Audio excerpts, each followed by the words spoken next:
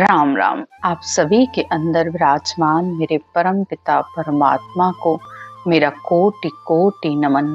जिसको भी सिमरन की विधि सीखनी है तो उस सिमरन की विधि का लिंक यानी वीडियो डिस्क्रिप्शन में दे दिया गया है, तो आप उसको सुनकर उस विधि से इस सिमरन को सीख सकते हैं। हमारा सदगुरु सुखराम जी महाराज के ग्रंथ में राजा चंदूलाल का संवाद चल रहा है। सदगुरुदेव राजा चंदूलाल को माया, ब्रह्म और परब्रह्म इन तीनों का अलग अलग करके निर्णय बता रहे हैं। उन्होंने अनेक तरीकों से उन्हें समझाया, वृक्ष के माध्यम से, जल के माध्यम से, कि संसार में जो जल नहाने धोने के काम लिया जाता है, क्या उस नहाने धोने से प्यास बुझ सकती है? इसी तरह इस शरीर से जब तुम अनेक तरीके की साधनाएं करते हो, दान करते हो, पुण्य करते हो, यज्ञ करते हो, हवन करते हो, तो वो नहाने धोने के जल की तरह हैं। लेकिन प्यास अंतर में परमात्मा का नाम लेने से होती है। ब्रह्म के नाम का जब सुमिरन करते हो तब ये सदगुरु की सत्ता यानी ये शब्द धुन, ये जो आवाज जो हर समय इस सिर के ऊपर बसती रहती है, जब ये आती है अंदर, तब इस आत्मा की भूख और प्यास मिटती है। और इसी शब्द धुन के साथ आत्मा उस परब्रह्म परमात्मा के दर्शन करती है। आगे की चर्चा में सदगुरुदेव कहते हैं, हे राजा, ब्रह्म ध्यान बिन धर्म कहावे, सो सब माया को ध्यावे। तो हे राजा, इस बात को समझो कि बिना ब्रह्म ध्यान के, बिना केवल ज्ञान के, सब माया का ध्यान है। माया यानी आन धर्म, यानी रूप के साथ, यानी शरीरधारी को पूजना पुजवाना, ये सब जो भी रूप है और रूप जो भी बोलता है, तो वो परब्रह्म परमात्मा कैसे हुआ?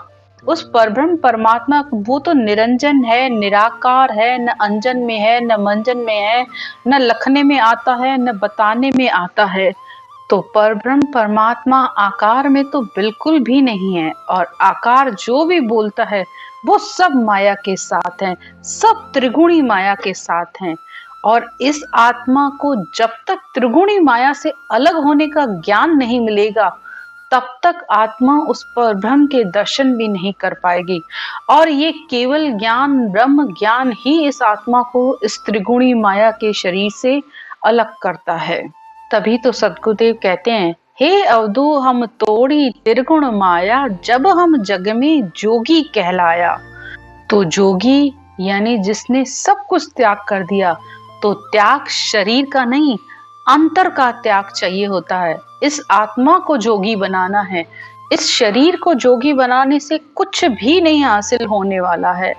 तो ये त्रिगुणी माया का बंधन सिर्फ इस सत्शब्द में ही ताकत है कि ये आत्मा को सारे भरमों कर्मों से, माया से, सबसे अलग कर देती है।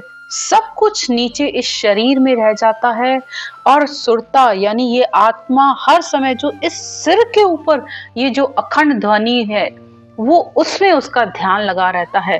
तो जितनी भी माया है वो तो सब नीचे शरीर में होती है। काम, क्रोध, लोभ, मोह, अहंकार, जितनी भी इच्छाएं हैं, वृत्तियां हैं, विचार है, मन की चंचलता है, वो सब कुछ इस नीचे शरीर में है। लेकिन आत्मा इस सारी त्रिगुणी माया को सबको छोड़कर हर समय उसका ध्यान उस गगन मंडल में लगा रहता है। लेकिन ये ध्यान कब हर समय लगा रहेगा? जब तक ये आपके मुख में रटना चलती रहेगी। जब लग मुख में जिब्या चाले, तब लग हर हर कहसूं। तो रटना, सिमरन अंत समय तक करते रहो। अगर मौन होकर बैठ जाओगे तो मंजिल बहुत दूर है। रटना करना चलना है। जितना नाम जपोगे, जितना सिमरन करोगे, उतना जल्दी वहां पर पहुंचोगे। तो जब तक चाहे काम कर रहे हो, चाहे कुछ भी कर रहे हो, चलते फिरते बस इस सिमरन को, इस रटना को मुख से करते रहो। अब सदगुरुदेव ने जब ऐसा ज्ञान सुनाया कि ब्रह्म, माया और परब्रह्म का, कि संसार में जो अवतार आए, ऋषि मुनि आए, उन सब ने भी परब्रह्म की आराधना की। तो इस पर राजा सदगुरुदेव से पूछता है, हो स्वामी जी, पंडु तके धर्म पुन किया, बहुत दान विप्रा ने दिया। रुखमा गंध अमरीश कहाया, वे ही धर्म सुरगुण ने धाया। अब राजा सदगुरुदेव से कहता है कि संसार में पांडव हुए, उन्होंने तो बहुत सारे धर्म किए, पुण्य किए, ब्राह्मणों को दान दक्षिणा दी। राजा रुक्मान हुए, राजा अम्बरीश हुए, उन्होंने सबने सुरगुण धर्म की आराधना की। तो आप कैसे कहते हो कि वो परब्रह्म में नहीं पहुंचे? इस पर सदगुरुदेव कहते हैं, हे राजा रुक्मांगद अम्बरीश होई, वे भी मोख न पहुंचा कोई। हे राजा, जरा ज्ञान से विचार करके बोल समझो इस बात को। उन सबके लिए शास्त्रों में यही कहा गया है कि वो स्वर्ग गए, कहीं भी उनके लिए परम मोक्ष की बात नहीं कही गई है। पांडु कृष्ण फिर यहाँ आसी, सुख दुख फिर जग संगवासी। तो पांडव चाहे कृष्ण, ये सब इस संसार में फिर वापस आएंगे, संसार में लीला करेंगे, अवतार बनकर आएंगे और सुख दुख को भोगेंगे। हे राजा, सुरगुण नाम धाम सब सेवा, समझा भिन्न भजे सब देवा। तो हे राजा, संसार में जो भी सुरगुण के धाम है, वो भक्तियां हैं, समझे बिना ही सब आराधना और सेवा पूजाएं करते रहते हैं। ज्ञान को समझते ही नहीं है और बस जो मिल गया, जो सुन लिया, बस उसी के अनुसार ही चलते रहते हैं। जे सुन समझ सुलझिया आई, जाकण सुरगुण सिमर्यो जाय। लेकिन जो ज्ञान से सुलझ गया, जिसने ज्ञान को समझकर फिर इस भक्ति को धारण किया, तो वो संसार में सुलझ गए हैं। और जो सुलझ गए हैं, तो उन्होंने कब सुरगुण की पूजा की, कब सुरगुण का ध्यान किया, इस बात को समझो।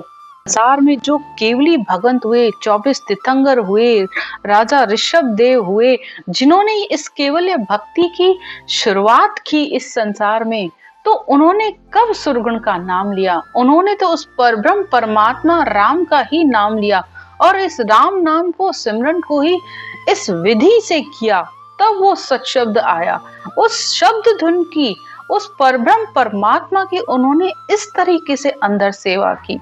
आगे कहते हैं, हे राजा सुन वचन हमारा, कौन मत का ज्ञान तुम्हारा, कौन शब्द से सिमरन करो, कौन देव सिर पूजा धरो।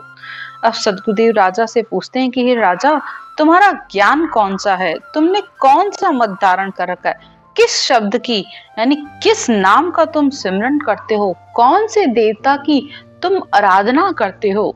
तो इस पर राजा कहता है, हो स्वामी जी दया पुण्य यो मत हमारा, सुरगुण ज्ञान हृदय हम धारा।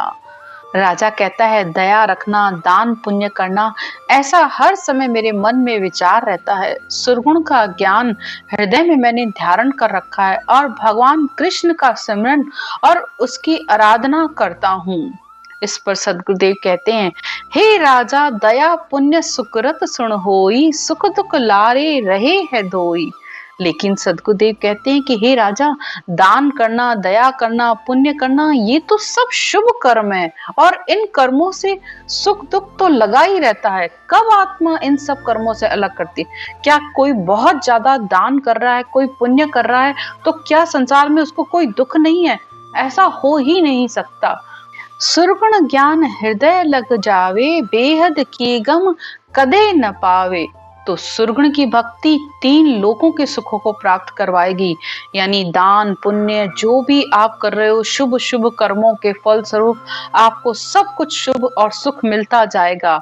लेकिन ब्रह्म प्राप्ति, केवल पद, गुरु पद की प्राप्ति इससे नहीं होती है। आगे राजा कहता है, हो स्वामी जी सुरगुण निर्गुण नहीं ए दोई, हद बेहद कहो कैसे होई। लेकिन राजा सदगुरुदेव की बात नहीं मानता है। वो कहता है कि साकार और निराकार ये अलग अलग थोड़ी है। और आधे से ज्यादा भक्ति करने वाले लोग यही कहते हैं अपनी मति से कि हम जो कर रहे हैं सही है, यानी हम परमात्मा का तो नाम ले ही रहे हैं, कुछ गलत थोड़ी कर रहे हैं। तो वो सुरगुण हो निर्गुण हो सब सेल भेल की भक्ति करते रहते हैं बिना समझ के ही। आगे राजा कहता है, हम तो सबे एक कर जानी, कृष्ण ब्रह्म में दूज न ठानी। राजा कहता है कि मैं तो सिर्फ कृष्ण भगवान को और ब्रह्म में कोई फर्क नहीं समझता हूँ। और जो गीता पढ़ी है जिसने, तो उसमें बिल्कुल भगवान कृष्ण यही कहते हैं कि मैं ही ब्रह्म हूँ, मैं ही ईश्वर हूँ। तो सब उसी को ही ब्रह्म मानकर सब उसी में ही समाना चाहते हैं। लेकिन यहाँ माया, ब्रह्म और परब्रह्म तीनों का अंतर बताया जा रहा है कि अवतार भी परब्रह्म की आज्ञा से आते हैं इस संसार में। अगर अवतार खुद ब्रह्म होते तो फिर वो संसार में क्यों आते हैं, क्यों सुख दुख भोगते हैं। लेकिन बस वो इस संसार में मनुष्यों से श्रेष्ठ हैं और इस संसार में आते हैं, संसार का भी कार्य करते हैं और अपने लिए परमार्थ का भी कार्य करके उस परब्रह्म परमात्मा की भी भक्ति करते हैं। तो इस बात को समझिए कि अवतार भी संसार में आके उस पूर्ण ब्रह्म की बात कर रहे हैं, उस परम ज्ञान को पूछ रहे हैं। तो हम मनुष्य को क्या ऐसा नहीं करना चाहिए? हाँ, शरीर के सुख के लिए जितने भी आप साधन कर रहे हो, अवतारों को पूज रहे हो, पाठ कर रहे हो, ध्यान कर रहे हो, पूजा आरती सब करिए। शरीर का सुख बिल्कुल जरूरी है और हर किसी को जरूरत है। अगर कोई ये तुमसे कह रहा है कि त्याग कर दो, त्याग कर दो, त्याग कर दो, तो भाई सबसे पहले तो उसकी खुद की तरफ देखिए, उसने क्या त्यागा है।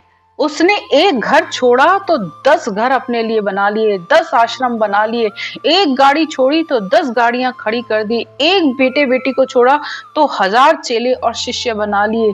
तो ये कौन सा त्याग है?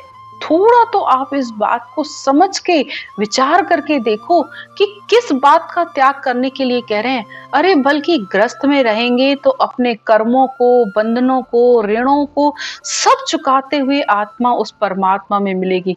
अगर आपने अपने प्रारब्ध कर्म भोगे नहीं, संचित काटे नहीं और क्रियामान का अगर आपने त्याग नहीं मिला किया, तो फिर आप परमात्मा में मिलने की आशा भी छोड़ दो। क्योंकि देता देता सब ही चूके, जो देवन की धारे, तब धर्म राय का खत फाटे। तो धर्म राय चित्रगुप्त भी उस आत्मा की लेखनी लिखना बंद कर देता है, धर्म राय भी उसका खाता बंद कर देता है। जो आत्मा अंतर से अपने हर कर्मों को चुकाती रहती है और देने से ही कर्मों का खात्मा होता है। तो कुछ रटना से खत्म होते हैं, कुछ भोग के खत्म होते हैं, कुछ कर्म त्याग से खत्म होते हैं कि अब मैं कोई भी बुरा कार्य ना करूं। तो सुमिरन करते जाइए, कुछ भोग के काटोगे, कुछ रटना से काटोगे और कुछ त्याग से काटोगे, तब ये आत्मा उस परब्रह्म परमात्मा में मिलेगी। आज की चर्चा यहीं तक।